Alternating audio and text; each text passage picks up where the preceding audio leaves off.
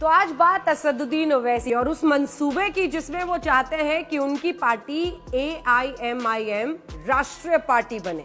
लेकिन जब खुद हैदराबाद के नगर निगम चुनाव हो रहे हैं तो उसमें आधे से भी कम सीटों पर वो अपने उम्मीदवार आखिर क्यों उतार रहे हैं, तो हम आपको पूरी बात समझाते हैं। असदुद्दीन ओवैसी AIMIM के वो अध्यक्ष जिन्होंने उत्तर प्रदेश, बिहार, बंगाल, महाराष्ट्र कई राज्यों में हैदराबाद के बाहर पैर फैलाने की कोशिश की है, चुनाव लड़े हैं। अभी अभी बिहार में 5 सीट उनकी पार्टी जीत भी चुकी है। हैदराबाद नगर निगम चुनाव होने वाले हैं।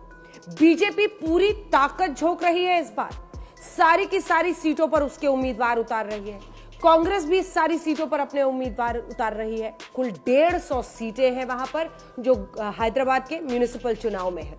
अब TRS भी जो तेलंगाना की पार्टी है वो भी वहां पर कुल 150 उम्मीदवार उतार रही है। लेकिन असदुद्दीन ओवैसी सिर्फ 51 सीटें यानी आधी से भी कम सीटों पर अपने उम्मीदवार आखिर उतार रहे हैं। तो इसके पीछे वजह क्या है?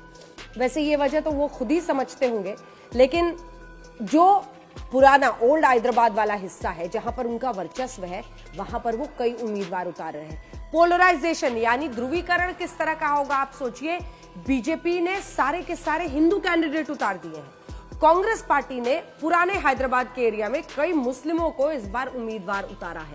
तो घमासान वहां पर बहुत बड़ा हो रहा है। लेकिन सवाल यही उठ रहा है कि जो शख्स बिहार से लेकर बंगाल, उत्तर प्रदेश, महाराष्ट्र कई जगहों पर 44 उम्मीदवार अपने उतारे थे, महाराष्ट्र में भी असदुद्दीन ओवैसी ने, वो शख्स आखिर हैदराबाद के म्युनिसिपल चुनाव जब होते हैं तो उसमें सिर्फ 51 उम्मीदवार ही क्यों उतारते हैं। हालांकि अभी भी जिस तरह की लड़ाई वो देख रहे हैं, पूरी ताकत न सिर्फ असदुद्दीन ओवैसी बल्कि उनके भाई अकबरुद्दीन ओवैसी भी इन चुनावों में पूरी ताकत झोंक रहे हैं। और कोशिश उनकी यही है कि किसी भी हाल में हैदराबाद जिस पर वर्चस्व रहा है खानदानी तरीके से इस परिवार का, वो वर्चस्व कई हाथों से निकल ना जाए। अब हम आपको 2016 में जो नगर निगम चुनाव था उसका समीकरण समझाते हैं, क्योंकि 2016 के ग्रेटर हैदराबाद नगर निगम चुनाव में TRS ने 150 वार्डों में से 99 वार्ड में जीत दर्ज की थी। TRS को इस तरह की सफलता वहां पर मिली थी, जबकि असदुद्दीन ओवैसी की पार्टी ने 44 सीटें जीती थी। तो इस तरह की परफॉर्मेंस रही थी। और हालांकि अगर आप अंदर से जाने तो करीबी रिश्ता है TRS के प्रमुख में और असदुद्दीन ओवैसी में। लेकिन तेलंगाना में ओवैसी का जो है ना दायरा वो बहुत सीमित है। और उस सीमित दायरे को समझाने के लिए आपको ये देखना होगा कि हैदराबाद के नगर निगम चुनाव ही नहीं बल्कि तेलंगाना विधानसभा चुनाव में भी सभी सीटों पर कभी भी ओवैसी ने चुनाव नहीं लड़ा है। ओवैसी की पार्टी ने अभी तक जितने भी चुनाव हुए हैं उसमें 1 दर्जन से ज्यादा सीटों पर कभी चुनाव नहीं लड़े हैं।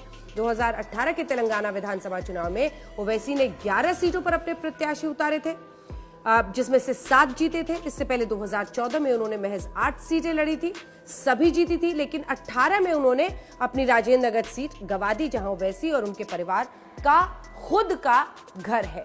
तो ये आप इससे अंदाजा लगा सकते हैं कि सीमित दायरे में रहते हुए आखिर सिर्फ लगभग 33%, 150 में से 51 सीट पर लड़ना, मतलब 33% सीटों पर ही इस बार ओवैसी चुनाव लड़